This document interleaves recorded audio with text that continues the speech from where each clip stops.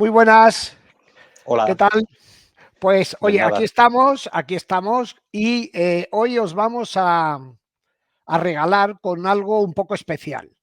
Por cierto, hace una semana que hemos abierto nuestro canal, tenemos casi 5.000 suscriptores, Antonio, y estamos muy contentos.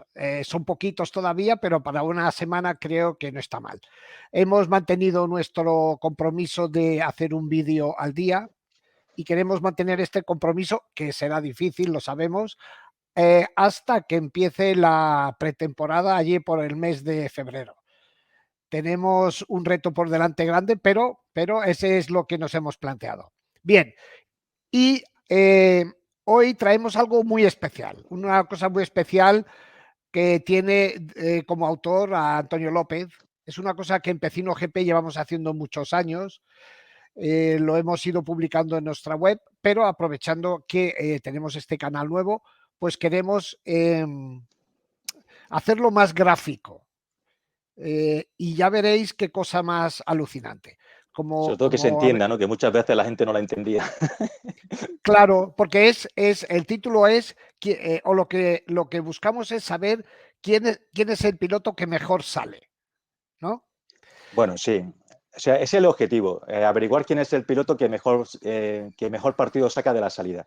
Pero realmente esta tabla de inicio, los datos que nos arroja es una clasificación de las posiciones que ganan o pierden los pilotos en el momento de la salida.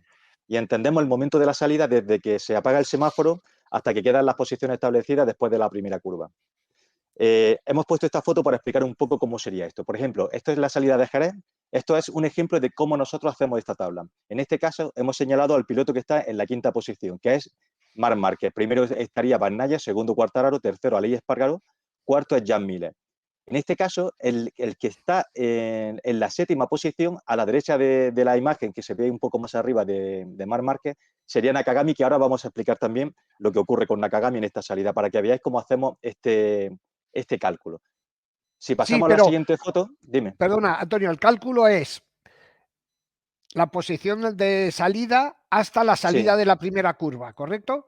sí. Cuando Vale, las curvas, o sea, cuando la curva está muy bien definida, lo hacemos al final de la primera curva. Por ejemplo, en este caso que es Jerez, la primera curva es un viraje a 90 grados, con lo cual sabemos perfectamente, una vez que pasan ese viraje, las posiciones ya quedan establecidas. Esto es la primera curva y ya está en camino a la segunda. En este pequeño tramo de recta, las posiciones de carrera ya están establecidas con lo que han hecho los pilotos en la salida. A partir de ahora correcto. adelantarán en la curva 2, en la curva 3, se cometerán errores, pasarán mil cosas. Pero estas posiciones que vemos aquí son las que se han establecido en el momento de la salida. Vale. Entonces, en este caso está muy claro, ¿no? Porque es una curva a 90 grados y se queda muy bien definida. En circuitos como, por ejemplo, Le Mans, que es una sucesión de curvas, que es como una especie de chicane, con una curva primera muy rápida, después una chicane consecutiva, o, por ejemplo, Montmelón, que tiene una chicane a final de recta, o Sepang, que también tiene una serie de virajes a final de recta, establecemos la posición de carrera una vez que pasan por esa sucesión de curvas, porque podría ser Vale, que un piloto esté en una posición más adelantada, pero con una trayectoria errónea y en el momento del cambio perdiera esa posición. vale. En este Y caso, perdona, sí, Antonio, quería apuntar una cosa muy importante. Eh, la salida o los primeros 400 o 500 metros de la carrera son, por lo menos a mi modo de ver, hay gente que coincide, otros que no. Para mí es un momento súper importante de la carrera porque es el único momento en que un piloto puede ganar o perder 4, 5, 6 posiciones, como veremos ahora. Para que sí, eso pase dentro de la carrera, ¿cuánta energía y cuánto tiempo necesita el piloto? Energía física, energía de la moto, energía de los neumáticos. En cambio, una buena salida puede hacer todo eso como hemos visto aquí, pues en cuestión de 400 metros. Aquí Márquez está 1, 2, 3, quinto, ¿no? sí. Y aquí es la salida de la primera curva. ¿Y qué posición sigue? La misma, quinto. Sigue en la quinta posición, pero si te das cuenta, era lo que quería explicar, él en esta salida va por delante de Aleix Espargaró, que en la parrilla de salida lo tenía por delante suya, sin embargo ya aquí lo ha adelantado. Aún así sigue quinto, porque Nakagami, o sea, aquí vemos por delante el piloto que está justamente debajo es Espargaró. Marque en esta salida adelanta a Ali Espargaro, pero Nakagami, que está más atrás, que está en séptima posición, adelanta a ambos. Entonces, al final realmente Marque en esta salida ha ganado una posición, pero ha perdido otra, con lo cual sigue estando en la quinta posición. Sí, eso ¿Me está entiendes lo que te claro. quiero decir? Sí, sí, O sí, sea, al sí, final ha hecho una buena salida, pero Nakagami lo ha hecho todavía mejor, ¿vale? claro. Eso era una de las cosas que por lo que he elegido esta imagen. Si nos vamos a la otra imagen, viendo a Nakagami, vemos que en la siguiente foto, En esta de en aquí. esta foto sí, aquí tengo a Ah, muy Nakagami que le he bien. puesto un 7 encima para que veamos realmente que Nakagami parte en séptima posición. Y ahora si seguimos a la siguiente foto, vemos que Nakagami ha avanzado hasta la cuarta posición. Primero estaría Bagnaia, después Quartararo, Miller y después es cuarto. O sea, Ah, él qué iba interesante. séptimo, está cuarto. Ha ganado esas 3 posiciones. Así es como hemos hecho esta tabla. Y bueno, esta tabla tiene una importancia, así hablando del tiempo que llevábamos haciendo estas tablas, la primera vez que la hicimos fue en 2010 y fue justo para ver realmente qué estaba ocurriendo con Jorge Lorenzo, ¿no? Porque Jorge Lorenzo llegó al Mundial en 2008, desde el principio fue muy rápido, empezó a hacer poles, normalmente salía en posiciones en primera, segunda fila, lo hacía muy bien, pero luego siempre en la parrilla, en el momento de la salida, perdía posiciones. Y eso le estuvo pasando durante todo 2008. En 2009 se apartó de la lucha por el título, precisamente, sobre todo en esos principios de carrera. Y en el 2010 empezó lo mismo. Empezó la primera carrera de Qatar en 2010 y vimos que Lorenzo había vuelto a perder posiciones. Entonces hicimos un análisis, contamos toda su trayectoria de todos los grandes premios que llevaba en ese momento en MotoGP y lo comparamos con Dani Pedrosa, con Valentino Rossi y Casey Stoner, que eran los pilotos más fuertes de ese momento. Y salieron unos números muy increíbles. Nos salió que Dani Pedrosa, en ese mismo intervalo de tiempo que habían sido 36 carreras, había ganado 83 posiciones solamente en el momento de la salida, Vale. mientras que Jorge Lorenzo había perdido 65 puestos. Es decir, Hala. entre ambos había una diferencia de 148 posiciones. O sea, un mundo con lo difícil que cuesta, con el trabajo que cuesta adelantar el MotoGP de buena primera, es tener una diferencia de 148 posiciones, por supuesto que En, eso fue en favor de Dani y en detrimento de Jorge. Sí, o sea, las 83 posiciones que Pedrosa ganó en esos primeros metros de carrera contra las 63 posiciones que perdió Jorge, hay una diferencia de 148 pilotos entre medio en esas 36 carreras. Es muchísimo. De hecho, cuando nosotros publicamos, en aquel momento eso lo publicamos en la revista Solo Moto y lo publicamos como parte del previo del Gran Premio de España. Era la primera vez que se hacía evidente en números lo que todo el mundo pensaba. O sea, todo el mundo sabíamos que Lorenzo estaba saliendo mal y que Pedrosa siempre salía mejor que él. Pero nadie había visto realmente la burrada de distancia en posiciones que había. Y a partir hay que decir que eso salió justamente antes del Gran Premio de España y al lunes después de la carrera hubo unos test en Jerez y Jorge Lorenzo se dedicó a ensayar la salida y a partir de ahí él mejoró su salida, eso estamos hablando de principios de 2010 y acabó ganando el título. No queremos decir que ganó el título porque vio esta tabla, pero tengo claro que cuando él vio esa tabla y se le hizo evidente el problema que tenía, le buscó su solución. Y Sí, por yo eso es la importancia que tiene esta tabla. hablando con Chicho Lorenzo de Jorge, de la evolución de Jorge en MotoGP, él me dijo varias veces, o me explicó, me recordó varias veces, que al principio Jorge salía bastante mal. Entonces, como lo sabía, entonces empezaron a ser muy agresivo en la primera vuelta. O sea, para corregir su mala salida, lo que hicieron fue ser súper agresivo en la primera vuelta. Y entonces dio un paso adelante. Pero ¿qué pasó? Se dio cuenta que corría mucho peligro en la primera vuelta. ¿Te acuerdas que hubo una serie de incidentes que le tiraron y tal y cual? Hmm. Entonces, el siguiente paso fue, vale, soy agresivo, pero no es suficiente. Tengo que empezar a salir bien. Y fíjate, este proceso que siguió Jorge y al final era de los mejores salidores y de los que Sí, mejores vueltas. Él, por ejemplo, al final su referencia era Wayne Rainey, que era el gran salidor. Pero fíjate sí, cómo Jorge, con lo cabezota que era, analizó todo y fue dando pasos para llegar a la casi perfección. hmm, Bien, sí, pero dejémonos de la prehistoria de las motos en blanco y negro y vayamos pues a lo de hoy. Y para que os hagáis una idea, esto sí, es la locura que Antonio ha preparado y os voy a explicar cómo. lo ha preparado usando todas las imágenes disponibles que hay de un gran premio, no os voy a decir los secretos, pero viendo cada salida, cada piloto en cada gran premio. Es decir, ha seguido el piloto desde la parrilla hasta la salida de la primera curva. Todos los pilotos en cada gran premio. O sea, esta tabla tan llena de números es pues el mismo desbarajuste o lío que Antonio tiene en su cabeza después de ver todo esto. A ver, explica esto, Antonio. Bueno, la verdad que a mí me gusta ver la salida, eso tal como lo dices, pues más o menos, la verdad que eso implica ver cada salida de carrera 24 veces, Claro. más o menos, ¿no? Porque solamente 2 carreras ha habido 23 pilotos y otras 2 ha habido 25. La mayoría de las carreras de los 20 grandes premios han sido de 24 y la he visto pues 24 veces. La verdad que yo disfruto viendo las salidas 24 veces, no es... Pues y aparte porque ya cuando ves tantas veces, cuando estás viendo la salida de todos los pilotos, realmente ya vas adivinando qué es lo que va a hacer. Y ¿Ah, eso sí? es una curiosidad que ahora vamos a hablar, sí.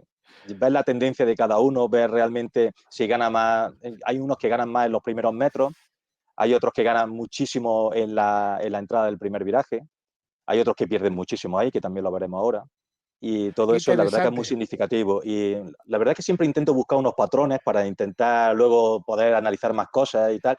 Pero es difícil, la verdad que en los patrones, en la salida, encuentro muy pocos patrones, ¿no? Solamente encuentro de unos cuantos pilotos que tienen ciertas tendencias, pero en estos pilotos sí que son muy claros. Y Oye, bueno, aquí lo que pues, estamos viendo perdona, en esta... perdona, solo, no te quiera poner nervioso, pero el año que viene tienes 44 carreras y Pues no lo había 44 pensado hasta salidas. ahora. Mira, normalmente esta tabla nosotros en P1 GP la vamos sacando. Y este año, la verdad que a partir de Alemania dejamos de sacarla. Dejé de hacerla, no sé por qué dejé de hacerla. Y ahora en estos días me he puesto a hacerla y la verdad que se pierden unas cuantas diostrías viendo las salidas, tantas salidas seguidas, ¿no? Pero bueno, cuando lo hacemos Gran Premio es más, no cuesta tanto. Sí, no, es una locura. Bueno, y aquí en la columna de la izquierda podéis ver un poco el orden y la clasificación, aunque todo esto tiene muchos matices, ¿verdad? Bueno, aquí esta clasificación hay que dejar muy claro que esta solamente nos establece las posiciones que ganan o pierden los pilotos. No quiere decir que el piloto que encabeza la lista sea el piloto que mejor sale, porque no es lo Correcto. mismo. O sea, si os dais cuenta, no se ve ahora pondremos la tabla para que se vea un poco mejor, pero quien encabeza la lista del piloto que más posiciones gana en el momento de la salida es Darryn Binder.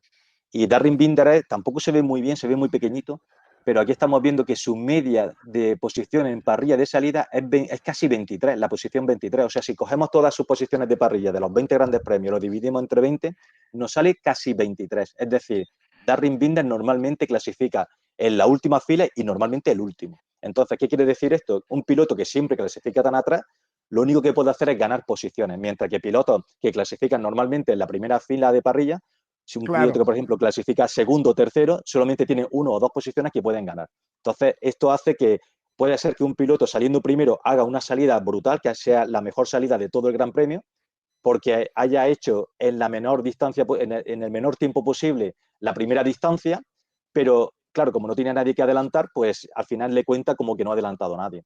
Entonces, Correcto. este ranking nos establece solamente las posiciones que han ganado, no quién es el que mejor sale. Para ver quién es el que mejor sale, ahora veremos otros parámetros que también tenemos aquí en cuenta. Y, y No, bueno, pero Antonio, dime. está bien que lo aclares porque lógicamente habrá quien diga eso, habrá quien diga que el que sale 15 tiene muchas más opciones de adelantar que el que sale primero, que tiene muchas más opciones o solo tiene opciones de perder. Esto Sí, se tiene en cuenta, pero sí, después hay una serie de patrones, ¿no? Que, sí, y no lo sé, yo a primera vista, aquí os dejo una pincelada. Yo no he hablado contigo de esta tabla, pero a primera vista estoy viendo, por ejemplo, que las KTM todas están muy arriba, que las Suzuki salen bien. Eh, sí, no lo sé si eso es un patrón o no, pero, sí. por ejemplo, fíjate, en fin, me llama la atención dónde está el mundo Ducati. Pero, Mm. en fin, cuéntanos, explícame. Pues mira, esto como lo llevamos haciendo, ya hemos dicho varias veces que lo llevamos haciendo varios años, el año pasado las Ducati solían estar bastante más arriba, sobre todo hace 2 años, ¿no? Cuando las Ducati empezaron a implantar los sistemas de salida, de bajar la moto y todo esto, eso les daba una ventaja que ya no tienen, porque ya todo el mundo tiene los mismos dispositivos y esa ventaja que tenía Ducati en la salida ya ha ido desapareciendo. Por eso Qué ya vemos, no vemos interesante. las Ducati tan arriba. Las KTM, aquí tenemos a las KTM, las vemos bastante arriba. De hecho, están las 4 KTM entre las 10 primeras posiciones, pero están por distintos motivos. Lo primero, porque Raúl Fernández y Remy Gardner también son dos pilotos que clasifican siempre, han clasificado durante todo 2022 muy atrás. Eso ha hecho que le pase lo mismo que a Darryn Binder, que solo hayan podido hacer que ganar posiciones. Casi siempre ganan, pocas veces han perdido, ¿no? Porque por eso mismo de que salían muy atrás. Pero sin embargo, por ejemplo, tenemos a Miguel Oliveira y a Brad Binder, que los tenemos ahí arriba, no sé si ve bien, pero bueno, Miguel Oliveira a lo largo del año ha ganado 44 posiciones y Brad Binder 39. Si vemos también la media de posición en parrilla en la que partían, vemos que Miguel Oliveira, su media de parrilla era 14,10, o sea, el 14, mientras que la de Brad Binder era el 12. Entre ellos había 2 posiciones de diferencia a lo largo de media, a lo largo de la temporada. Y han salido más o menos parejos. O sea, si os veis, Brad Binder, su media está en 12,10 y su media de posiciones ganadas durante el año ha sido de 7,8 posiciones. La Mientras que media, la de... Sí, claro, o él ha sea, ganado 30. cada gran Sí, premio ganaba 7 posiciones en la salida. sí. A Madre ver, esto lo mía. tengo que mirar bien. Brad Binder ha ganado 39 posiciones.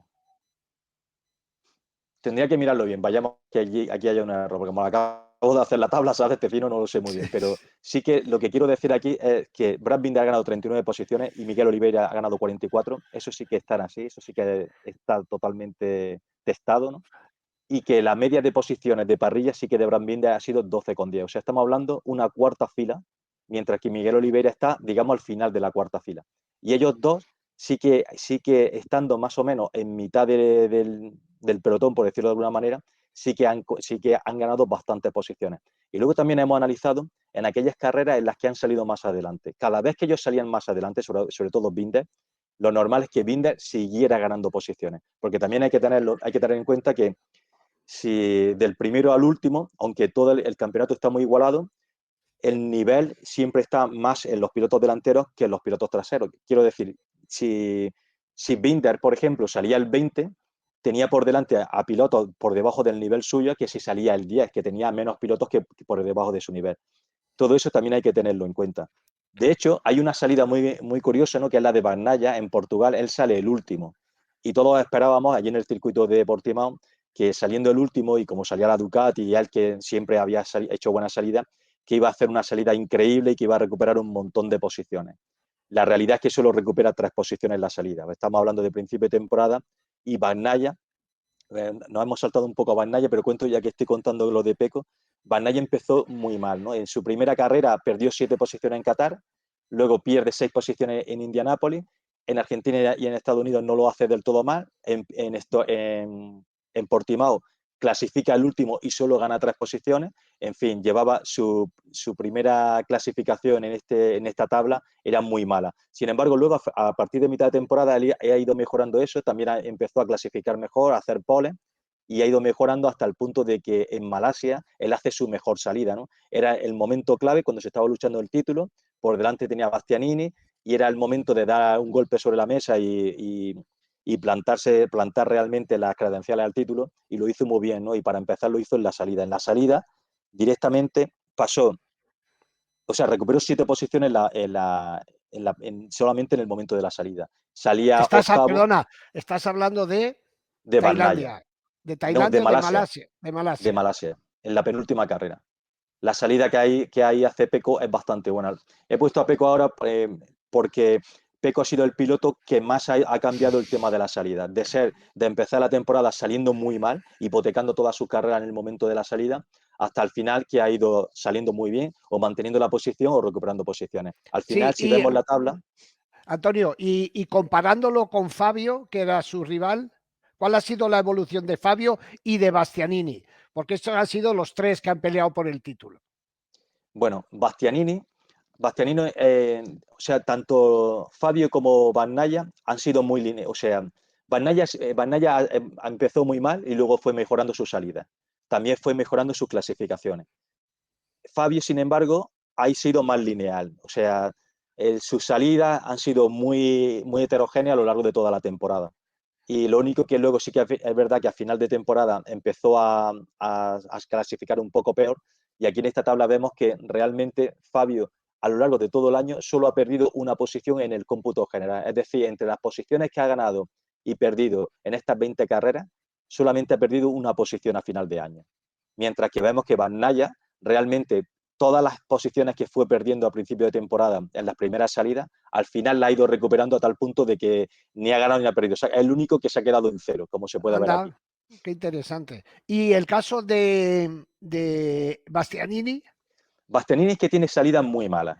Hay salidas en las que hay veces que Bastianini ha clasificado muy atrás, que eran momentos muy buenos como para haber ganado posición en el momento de la salida, sin embargo no lo aprovecha. Y hay veces que clasificando en mitad de la tabla se ha ido muy atrás en muchas ocasiones.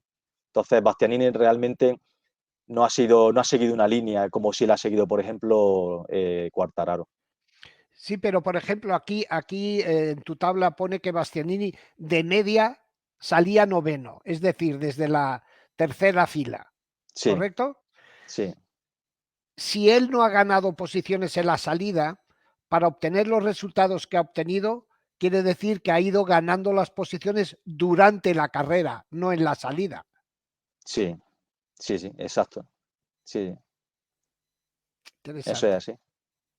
Mm.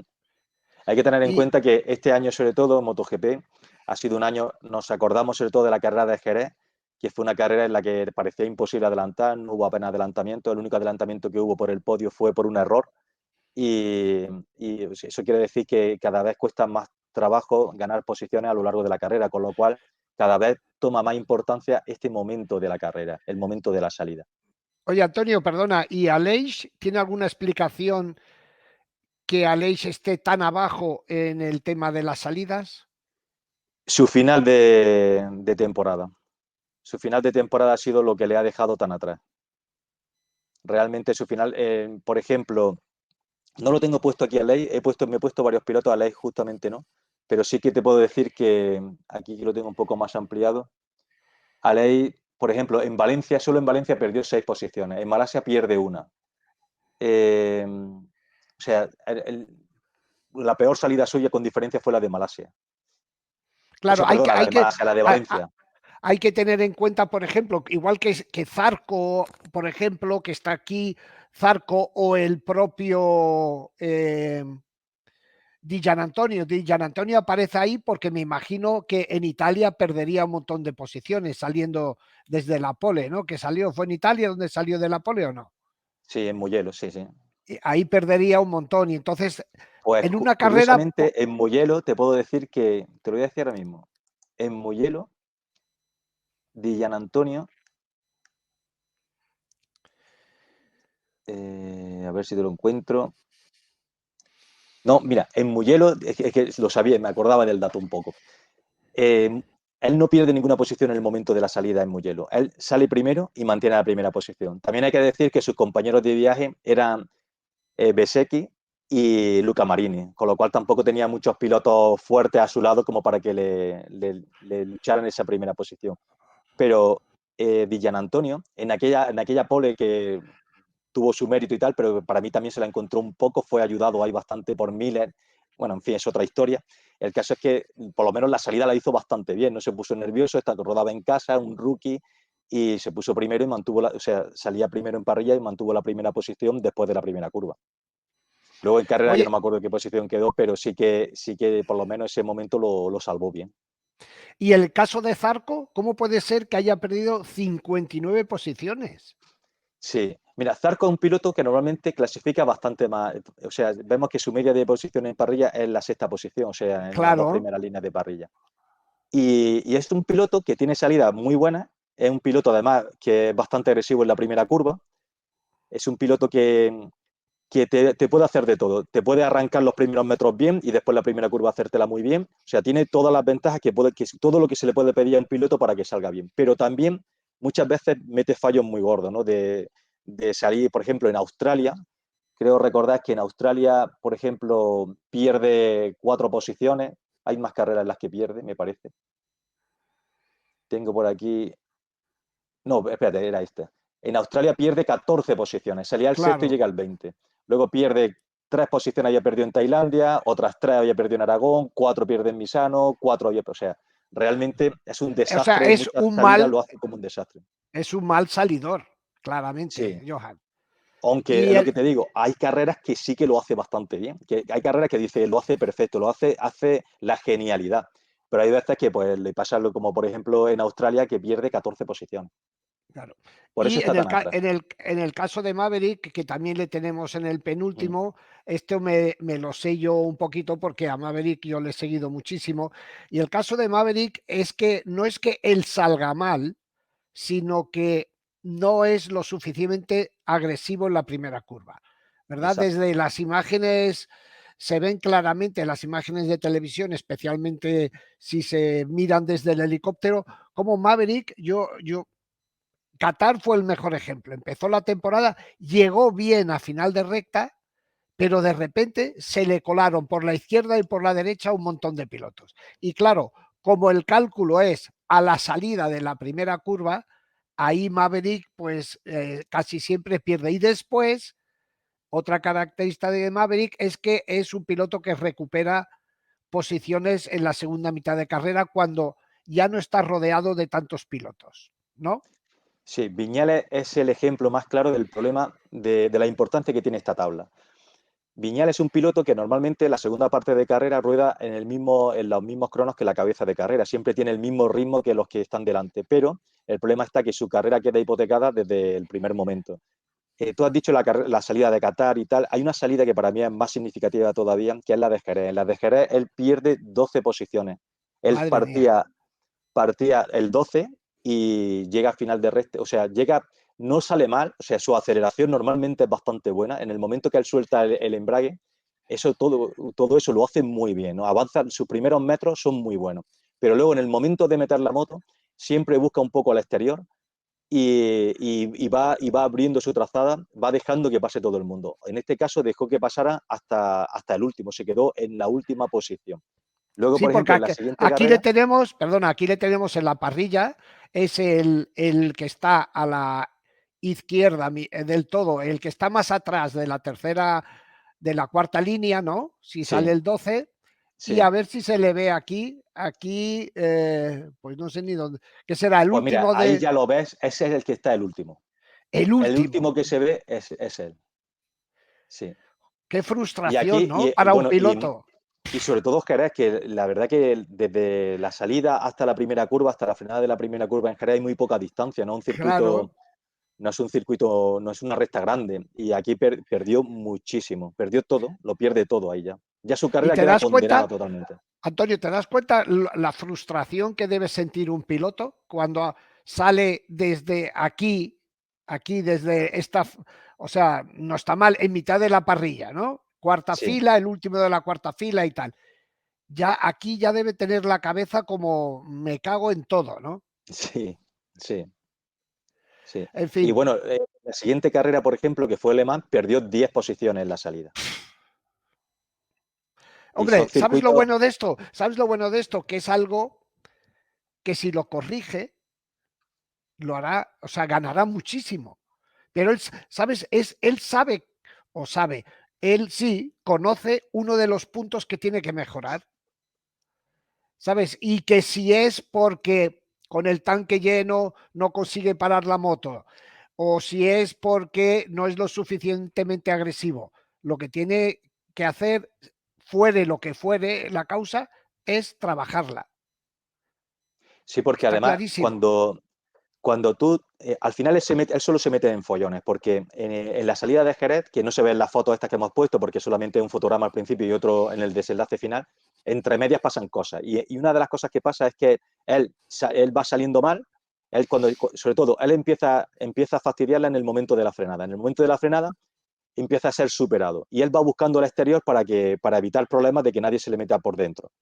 En ese momento que él va buscando por el exterior, hay pilotos, entre ellos Darren Binder, que siempre entra, sí que es un piloto que busca el interior y lo que busca es frenar con otro piloto. Entonces, entra tan brusco Darren Binder que hace un abanico y ese abanico lo perjudica. Y eso lo deja en la última posición. O sea, no solamente ya porque había salido mal, sino porque se ve perjudicado por estas cosas. En Le Mans pasa un poco lo mismo. En Le Mans que tenemos el final de recta es una primera curva, por llamarlo de alguna manera. El final de recta acaba en una curva derecha y después tenemos una chicane. Ahí, en esa sucesión de curvas hay que tener muchísima determinación porque lo primero, si vas buscando el interior de la primera curva, ya ahí te la estás jugando. Y luego, si vas buscando el interior de la segunda curva, ya hemos visto en el pasado que puedes tirar a alguien o te puede tirar a alguien, te puedes colar. Y ahí, pues, otra vez, él es más blandito y en el caso de Francia, él salía el 14 y se quedó también el último de carrera. O sea, perdió 10 posiciones. En 2 grandes premios seguidos. En dos grandes premios consecutivos. Oye, Antonio, por último, que vamos ya bien de tiempo. Mira, aquí Sí, me dijiste que teníamos esta foto. sí. ¿Por qué Mira, has elegido esta foto? bueno, esta es la salida de Cataluña, que todos sabemos lo que pasa. Aquí vemos un poco a Nakagami. Vemos en primera posición, de izquierda a derecha, tenemos a Fabio Quartararo, que aquí le está ganando la posición a Aleix Espargaró, que salía en pole. Tercero es Bagnaia, y detrás tenemos a Nakagami justo antes de que colisione con él y se lleve también a Alex Rins, que lo tenemos un poco más a la derecha. Detrás de Bagnaia, en esta foto, vemos a Joan Mir. En esta carrera, fijaros dónde está Joan Mir. Joan Mir ganó aquí 12 posiciones. Es decir, eh, él gana 12 posiciones en parte por la caída que hay, pero fijaros dónde él está ya ahí. Ya había ganado ahí 9 posiciones. Esta es la mejor salida de un piloto en este año.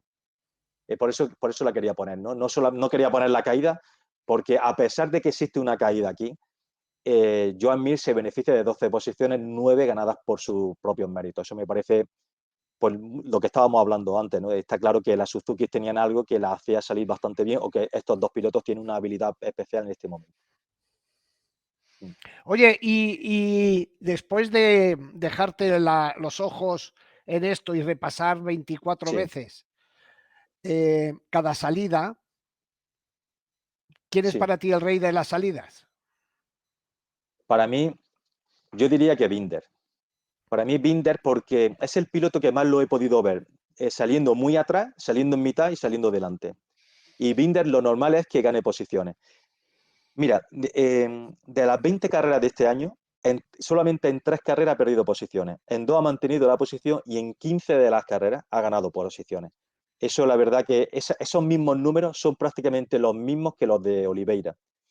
Pero, pero yo creo que todavía él tiene un punto más. Por ejemplo, tengo aquí apuntado también, Oliveira en Jerez gana 7 posiciones y Brad Binder, estamos hablando ahora, en Mugello gana 6 posiciones. O sea, en Mugello una KTM ganar 6 posiciones en la salida, eso es un gran salidor, por decirlo de alguna manera. Qué bueno, qué bueno. Y Hay una cosa que quería decir también. dime, Eh, por ejemplo, cuando estábamos antes hablando de Viñales, Viñales está el penúltimo en esta clasificación porque Zarco, el final de temporada de Zarco en el momento de la salida ha sido un desastre, ¿no? Pero el año pasado, en la última posición teníamos a Viñales. O sea, es algo que ya sabemos que viene arrastrando desde hace tiempo.